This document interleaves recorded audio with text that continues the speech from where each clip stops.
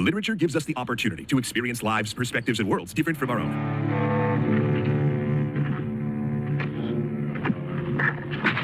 Animal Farm, another film I was tricked into watching as a small child, only to become immediately traumatized by it. But most notable about this film's production is that the film was actually also part funded by the US CIA. Why was the CIA funding an animated film revolving around farm animals? Is it because the CIA has a personal interest in— Yes, it's me again. Yes, therapy please. No, not plague dogs. This time it's Animal Farm. Now, you, of course, remember the truth, but decide not to get involved. You don't believe it would make any difference. Everything's just going to keep being awful, no matter what.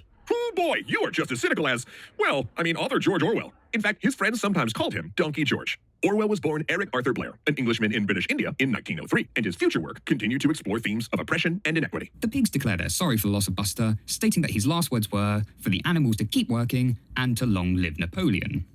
By the way, I love that subtle animation done here to show that the pig is lying. It's one of the few comedic moments in the film, and I just think it's done so well. However, this time the animals aren't so easily convinced about time, and so the dogs are called to send them away. Months pass by, and we see the sharp contrast Animal Farm has become since its initial revolution. Not looking so much like the place of freedom anymore. First-hand accounts of imperial English racism and corruption altered in the pig's favor, though the other animals again assume that it's just their own faulty memory. Turns out that Snowball has sold himself to Mr. Frederick of Pinchfield Farm. What's worse, he was in league with Mr. Jones from the beginning, even during the Battle of the Cowshed. Wait, wasn't Snowball injured in that battle? Didn't he receive a medal? When Boxer raises these questions, Squealer assures him that Napoleon is always right, publicly executing Snowball's alleged conspirators, and the animals suffer the cold with empty bellies. But Squealer reminds them that their quality of life is better than ever. Phew. Except their rations need to be readjusted so the pigs can afford supplies, including luxury items and beer. Cheers. Then, wonderful news. Napoleon is unanimously elected president of Animal Farm, but real heartbreak lurks around the corner. One evening, Boxer, the farm's most dedicated comrade, collapses in the field. When the pigs organise a van to pick him up, it's not from the vets. Boxer is sold to slaughter and hadn't repainted it yet. Believe Squealer. According to him, the vets recently bought that van and hadn't repainted it yet. Years pass. Animal Farm expands and becomes better organised. The windmill is functioning well, but it's used to mill corn for profit, not make electricity for the animals' ease and comfort. Few animals now remember the rebellion, Snowball, or Boxer. But they all retain pride in the farm and faith in old Major's vision. All except Benjamin. He's seen too much in his time. One day, Clover raises the alarm. The pigs are walking on their hind legs. Napoleon is carrying a whip. The sheep have a new song, and the 7 commandments have now become one. The pigs themselves have also gone through some changes, now wearing human clothes, drinking alcohol, and even walking on 2 legs. With the donkey even starting to see them resembled as the old owner, Farmer Jones. And yes, it's pretty much as depressing and creepy as I remember from a child. When a food shortage threatens the entire farm, literature gives us the opportunity to experience lives, perspectives, and worlds different from our own. Though remember, back to your boxes, ladies. This political language was used deliberately to deceive and mislead the people, and the pigs now look exactly like the humans. You were right all along. Things have continued to go on as they always had. Using anthropomorphized animals as the main characters, the animals lose everything they'd gained in the revolution because they trusted the pig's sweet words over their malicious actions. He worked hard to make his own language choices as straightforward as possible. Orwell created a universal look at the power of propaganda, for he'd seen plenty of evidence of political propaganda leading people to act against their own self-interests. But the good news for us is that reading books is an excellent way of starting to think critically about the propaganda that would-be autocrats present.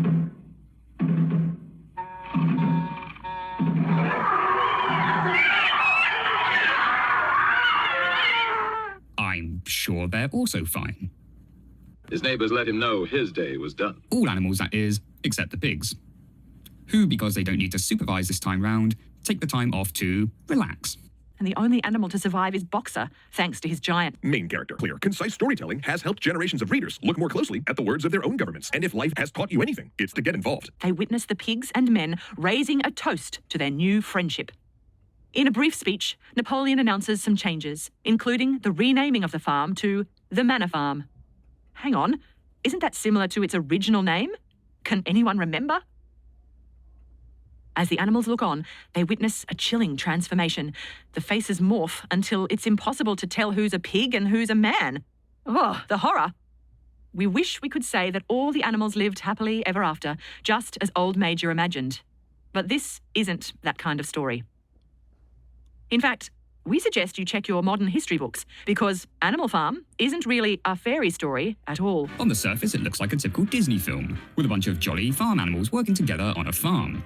When in reality, it's actually an incredibly dark and creepy film, featuring a lot of violence, blood, and straight-up animal murder. There are currently 3 versions of Animal Farm that have been released. The original book by George Orwell, published in 1945, the animated film released in 1954, and the live-action film released in 1999. The most well-recognised, and probably most controversial, of these 3 is the 1954 animated film, which is the one we'll be focusing on. To the world we all know, which may or may not be the best world possible, once again, springtime had come. But all the magic of spring was not enough to conceal the misery of Manor Farm.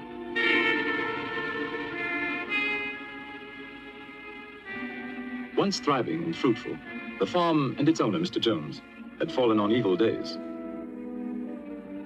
Beset by problems of his own making, Mr. Jones had turned to drink. And for his misery, he had found poor company.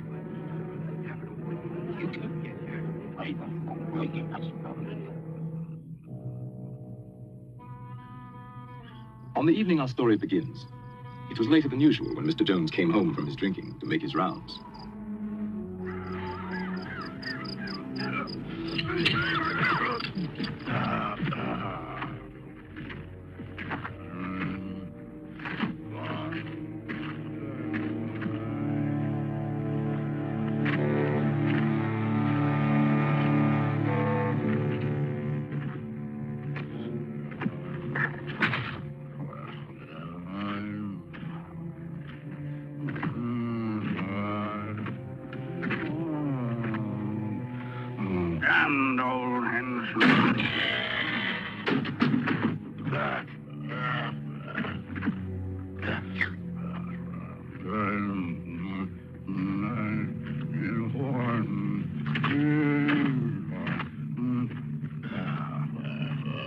Good for nothing beasts. Eat their heads off.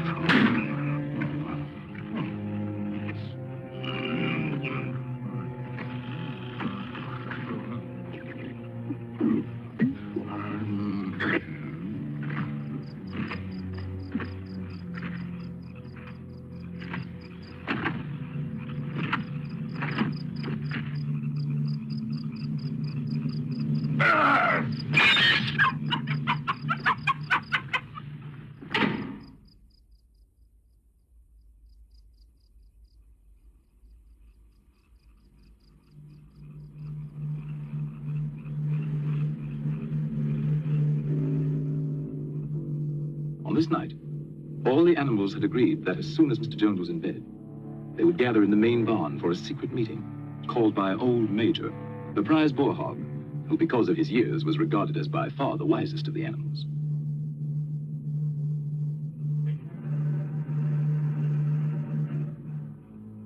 The other pigs started first for the meeting, being clever and fond of taking the lead.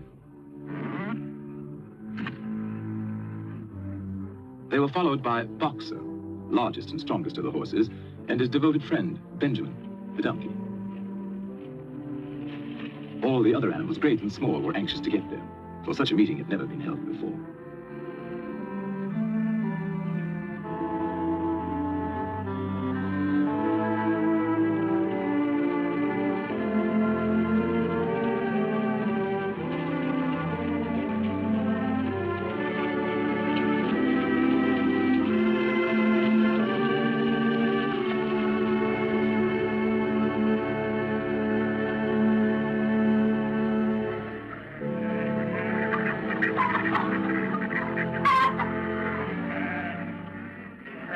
Old Major had been ailing, and now he had made known there were some things he wanted to say to his fellow animals before it might be too late.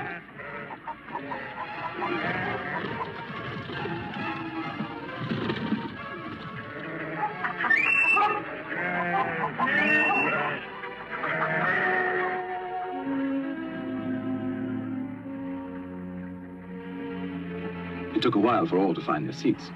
The pigs had taken up the best positions immediately in front of the platform. Among them, Snowball, determined to get a good view.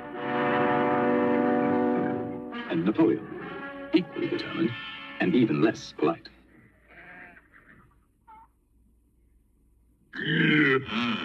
What was that? No. No, it wasn't Mr. Jones.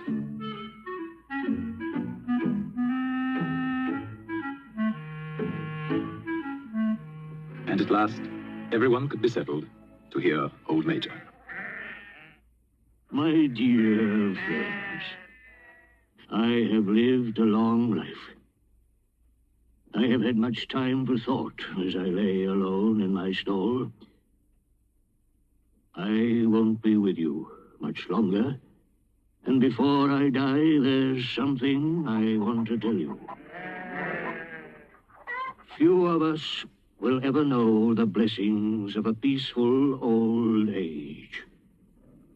You, boxer, when you have given the last of your great strength, what then?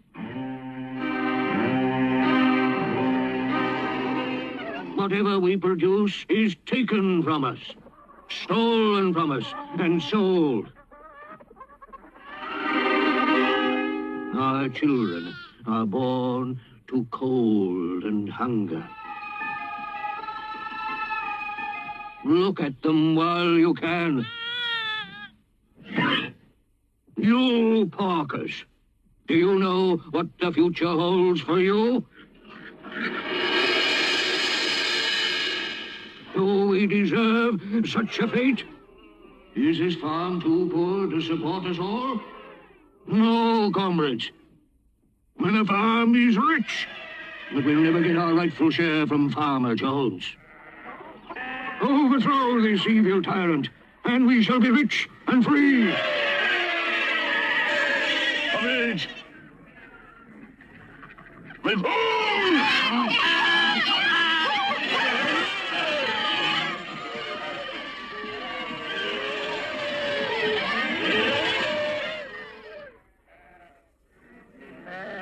But remember, when you have got rid of Jones, don't adopt his vices. We animals are brothers, large or small, clever or simple, fur or feathers. Now and forever, all animals are equal.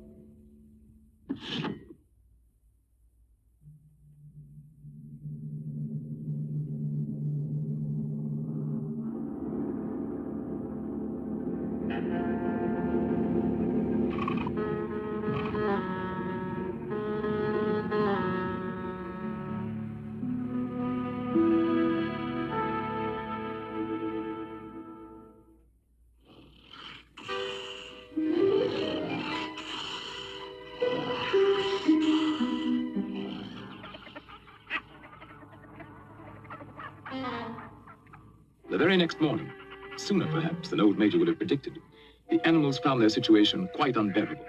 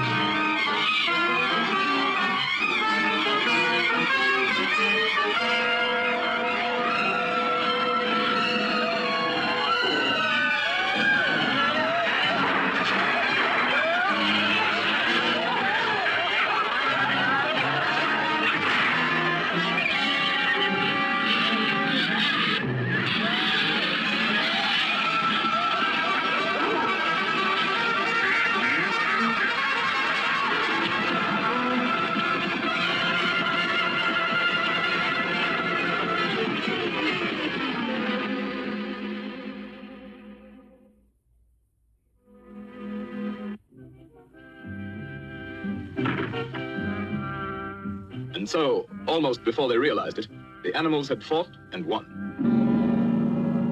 They had casualties to mourn, and those who died left children to be cared for.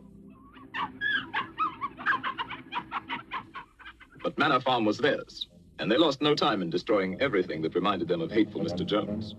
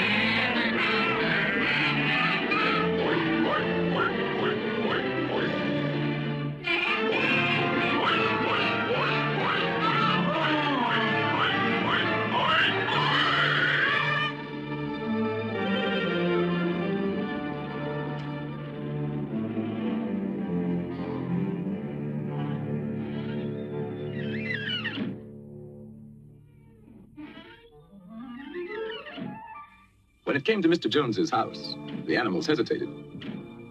Napoleon showed the way, but Snowball took the lead in entering the place where their tyrant had lived.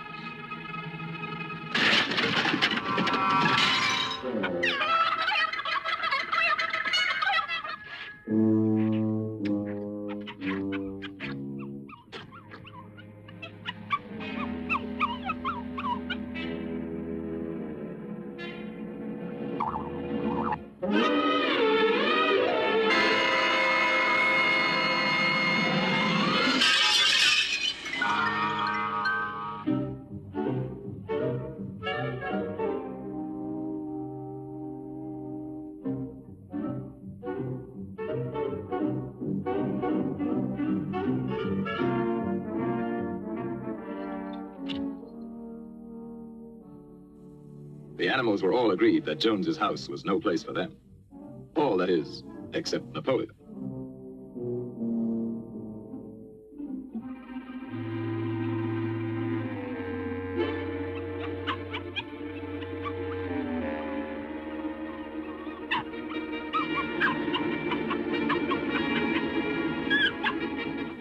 Meantime, Snowball led the other animals in organizing a new society, which they now named Animal Farm.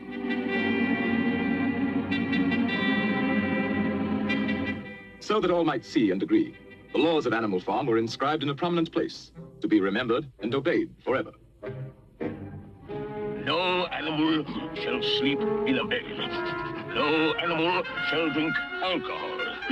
4 legs good, 2 legs bad. Wings, Countess Legs.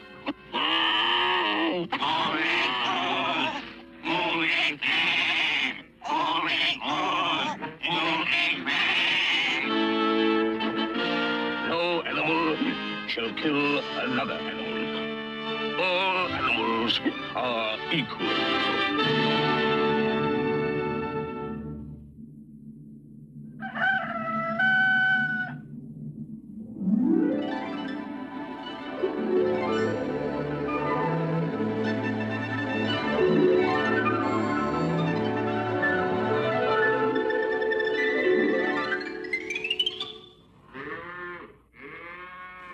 Tending farm by themselves posed problems for the animals, but the pigs could think of a way around every difficulty.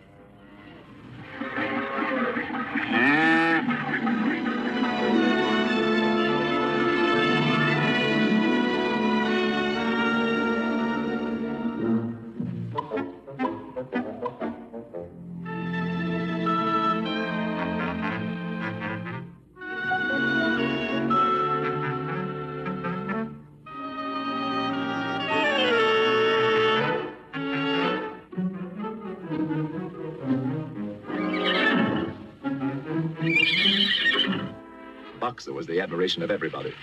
He had been a hard worker in Jones's time, but now he seemed more like 3 horses in one.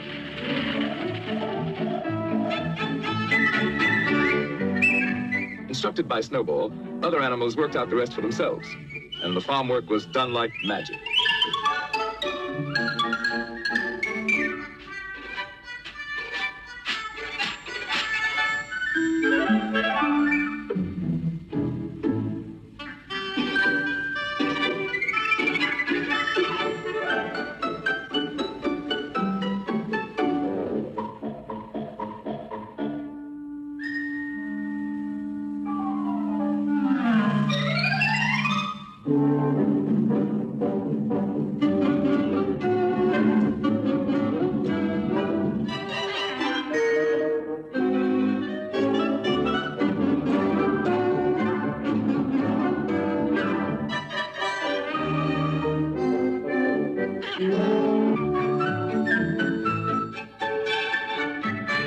The success of their efforts delighted everyone, including sly Napoleon and his constant companion, Fat Pink Squealer.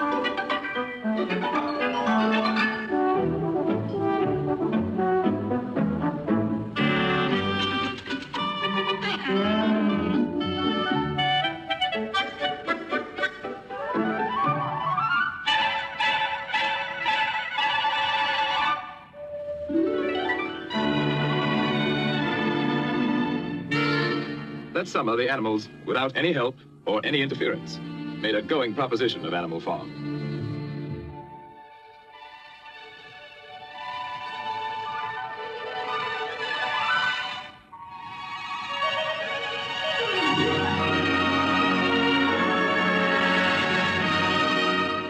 fields yielded richly, and they were cut and gleaned with diligence and devotion.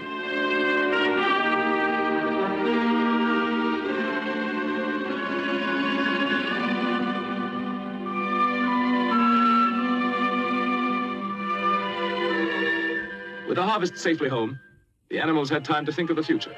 And at a meeting in the big barn, many resolutions were put forward. It was always the pigs who made the resolutions. Comrades, our first 5 months plan is a farm-wide triumph. And the time has come to spread the glorious news, so that our downtrodden comrades on other farms will break their chains and join the animal revolution. So, tell the wonders of Animal Farm to the world!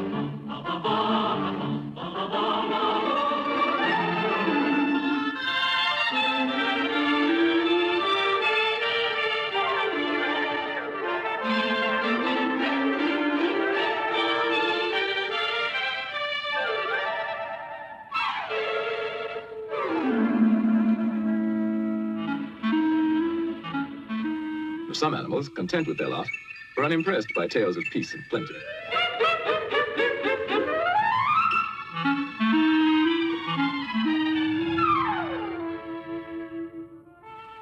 Others, happy in their own surroundings, were alarmed at the thought of any change.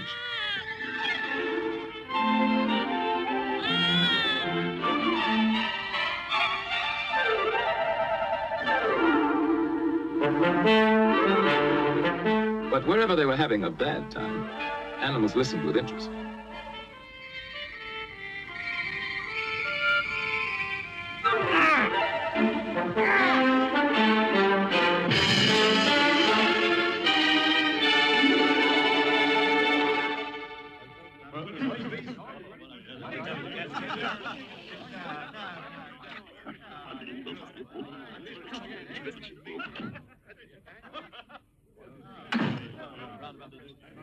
In certain quarters, the rebellious behavior of a lot of dumb animals caused indignation and much conversation. But nothing was done about it, for the drunken Mr. Jones and his cronies did not know what to do. Snowball felt that education was the animals' next necessity. Some of the animals were brighter than others, of course.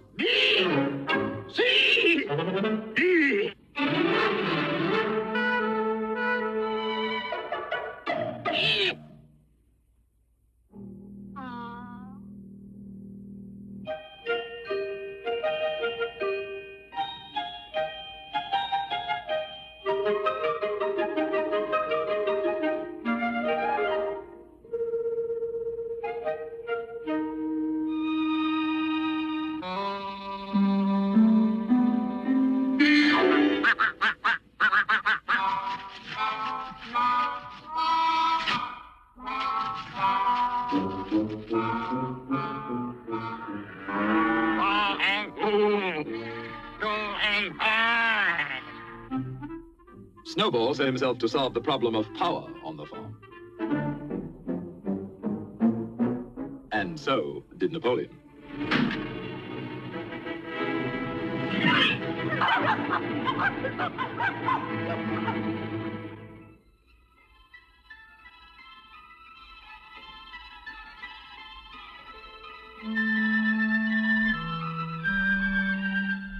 In January, there came bitterly hard weather. Inexperienced management brought shortages to Animal Farm. But Snowball continued his thinking for the future. And in such thoughts, he was not alone.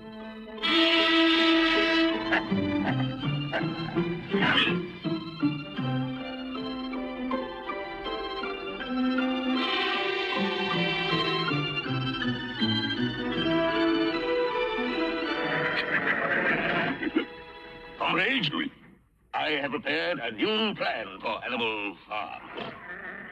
Here it is. All it needs is your vote. At first, we will have to work more and eat less. And my plan will bring us electricity. It will mean a warm barn in winter. A light in every stall, sky at roost, luxury for all. Comrades, in one short year, Animal Farm will be the finest in the world. Dreams. A vote for my plan is a vote for the life beautiful. It's a lie. I'll promise you a 4-day week. Bosh! Perhaps a 3-day week. Nonsense. All-day week.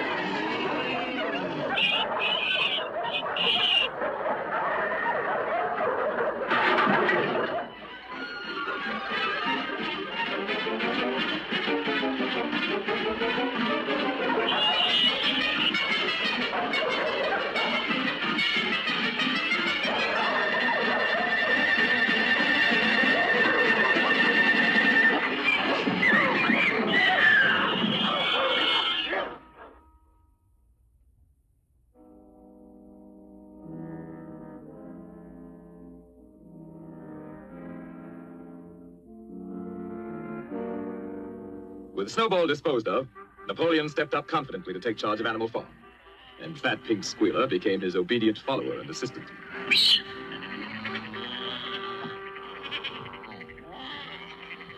Comrades, Snowball is a traitor. What was he really planning?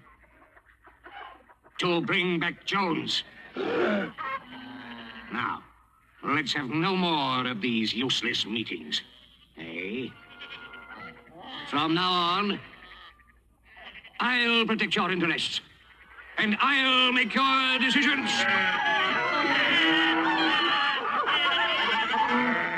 Let me show you my plan for Animal Farm.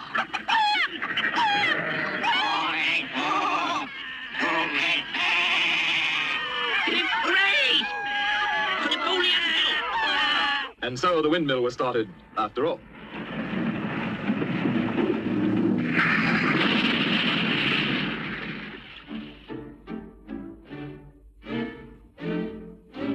Nothing could have been achieved without Boxer, whose strength was greater than that of all the other animals put together.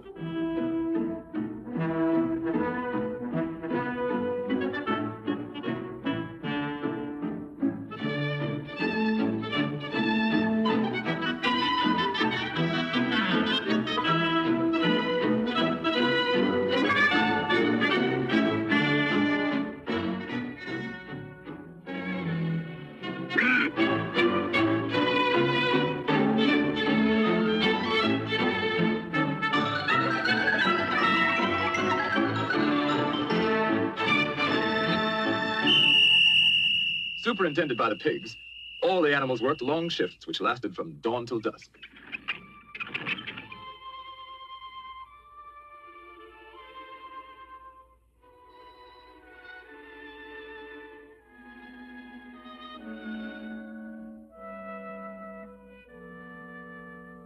Rations were shortened for the workers, but the pigs, by virtue of their brain work, were plentifully provided for.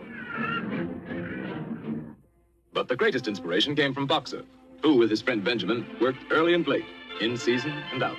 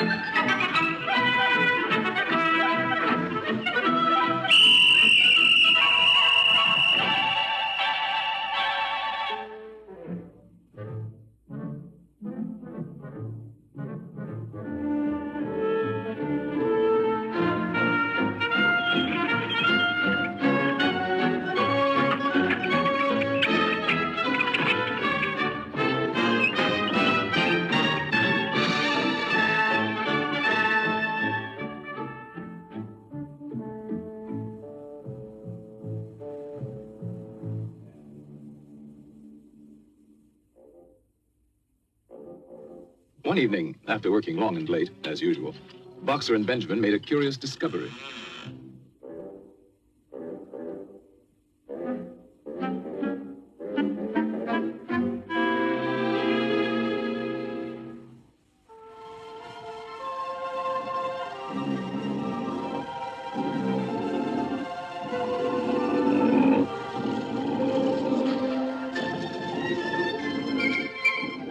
Word of what now went on at night in Jones's house spread quickly through Animal Farm.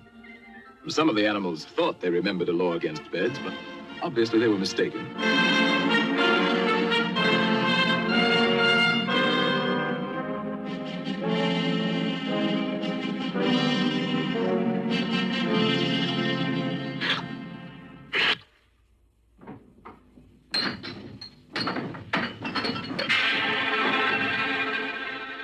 And now, other changes in the laws of Animal Farm were in store.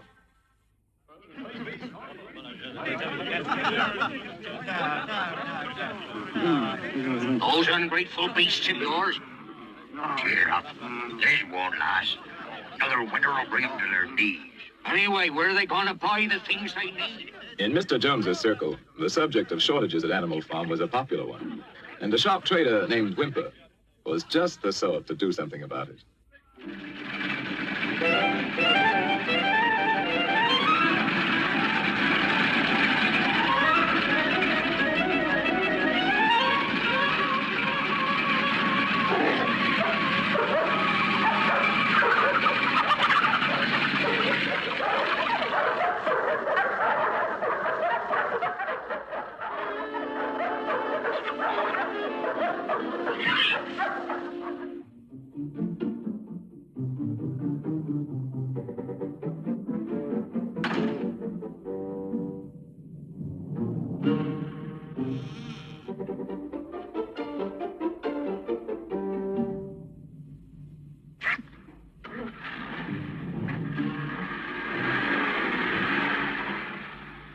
Comrades, our leader, as wise as he's beloved, has decided to trade with the outside world. Not for gain, of course. That would be unworthy of our noble principles. You hens are to have the honor of making the first contribution. All your eggs. I know how proud you are of this privilege.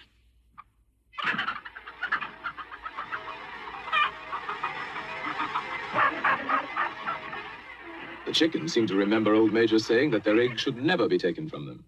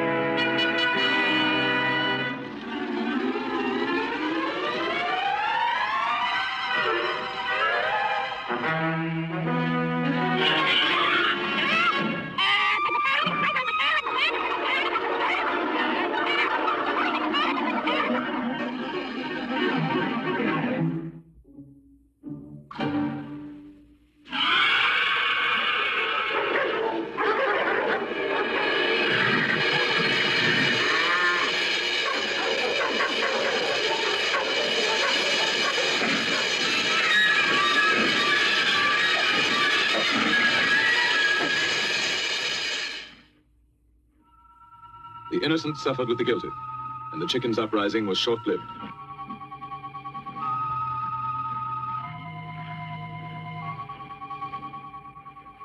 comrades, I have made a terrible discovery. There are traitors among us. Yes, comrades. In league with Jones and Snowball. To destroy Animal Farm.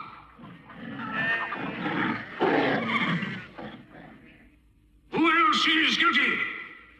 Stand up and confess!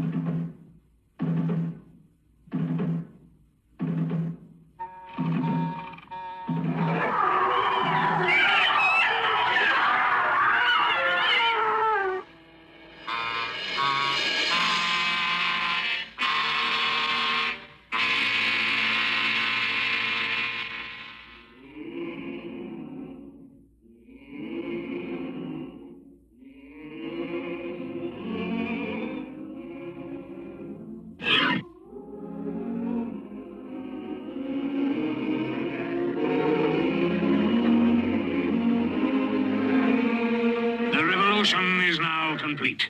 We have no more use for that song. See, it is now forbidden. Under penalty of death.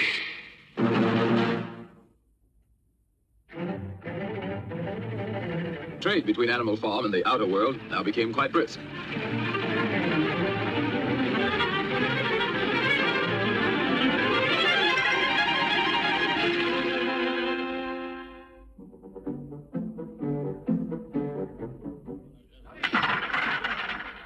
As might be expected, Mr. Whymper's profits inspired others to seek their share, or at least give vent to their jealousy. Animal Farm seems to be making money. For Whymper,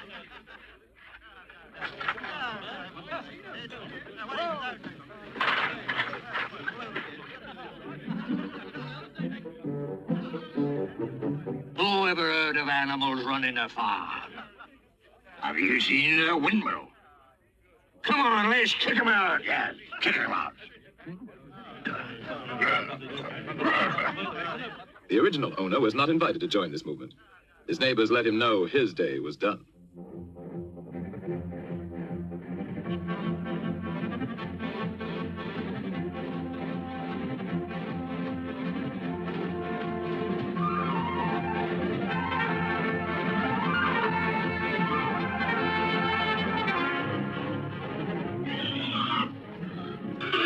Comrades, the enemy has mobilized all his forces against us. We must save the Animal Farm from the equal enemy at all costs with animals.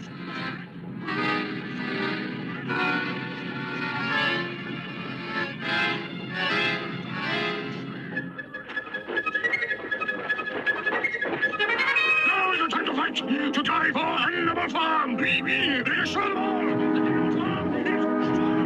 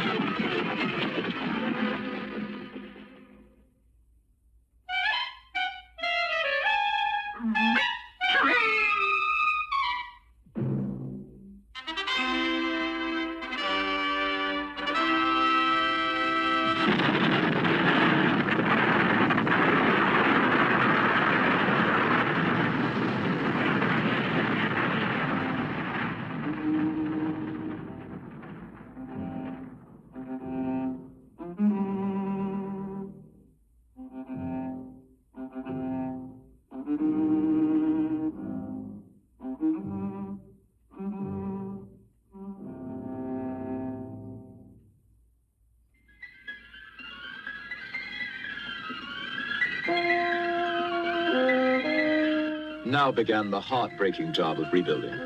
And as before, Boxer and Benjamin worked hardest of all. By now, supervision of the work by pigs was hardly necessary, so they had time for less laborious pursuits.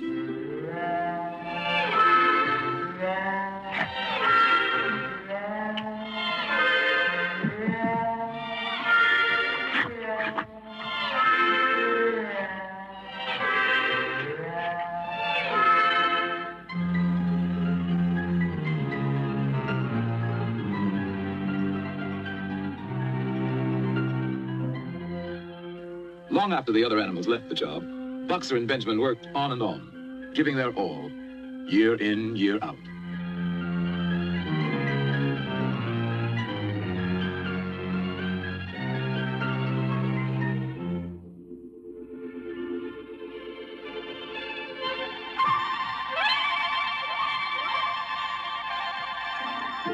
A new generation of pigs grew up, endowed with what were considered arts and graces very flattering to Animal Farm and its presiding genius.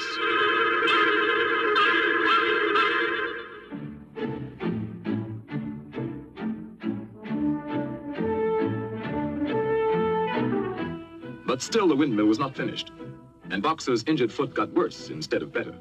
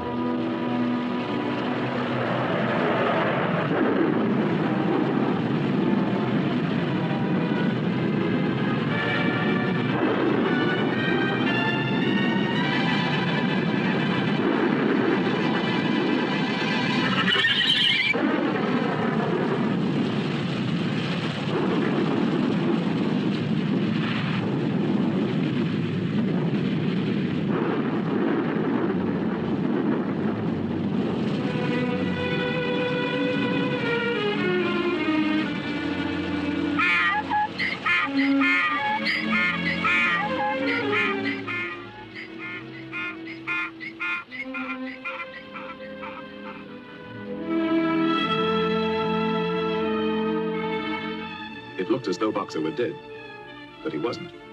Not quite. Boxer's hurt badly. We'll never work again. What do we do? While Napoleon and Squealer made plans for Boxer, Benjamin predicted he could look forward to a well-earned rest and retirement.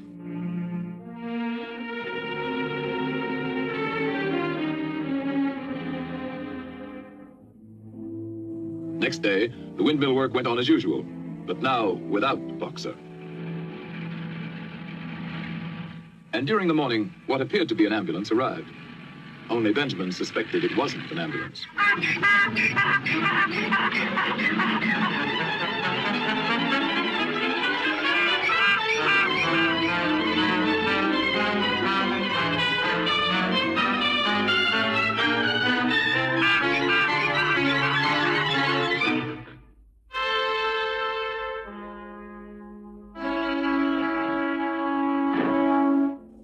The other animals finally recognized the death wagon from Mr. Whymper's glue factory.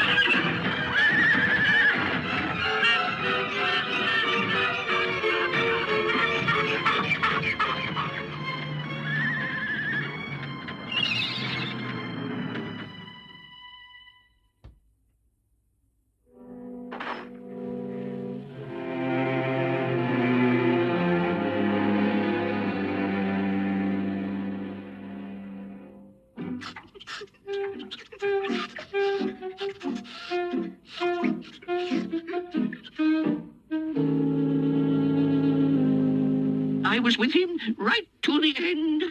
His last words were, "Forward, comrades! Long live Napoleon!"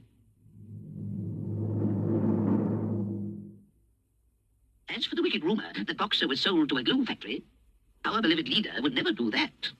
Long live Napoleon! Long live Napoleon!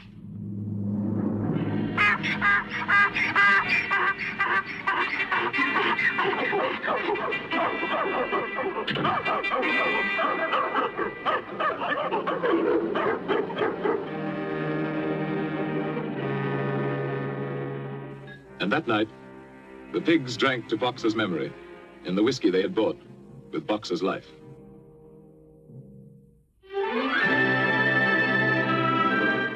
Years passed. The seasons came and went. The short animal lives fled by. The completed windmill stood as a monument to its builder's faith and sacrifice. But the animal's revolution was only dimly remembered. Outwardly, Animal Farm appeared prosperous. But the animals themselves were no better off, with the exception of the pigs and their supreme leader, Napoleon.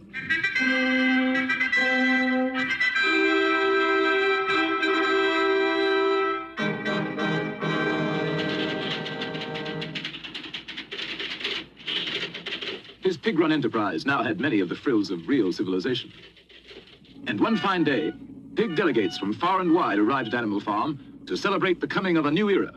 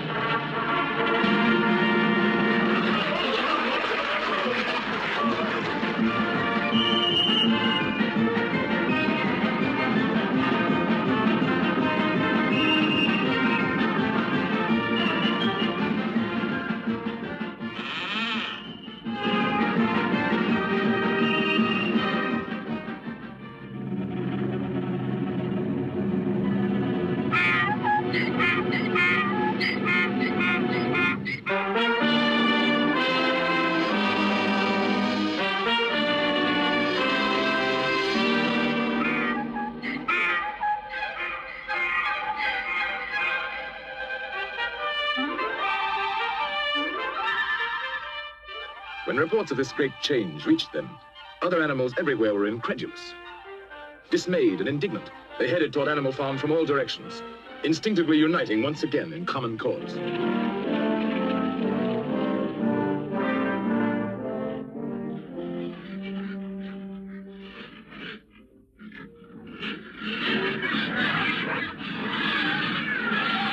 Loyal followers. On farms owned and operated by pigs, there is order and discipline. Our lower animals do more work and eat less than on other farms.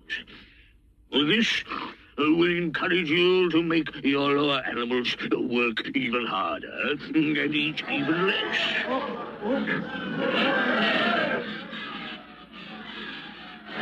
To a greater Animal Farm. To peace and plenty under pig rule.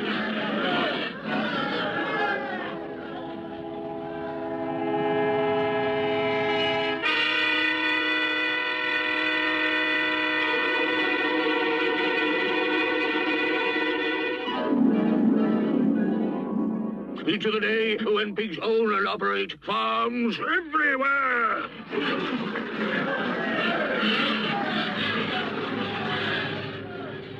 To the animals, it now seemed that their world, which may or may not someday become a happy place to live in, was worse than ever for ordinary creatures.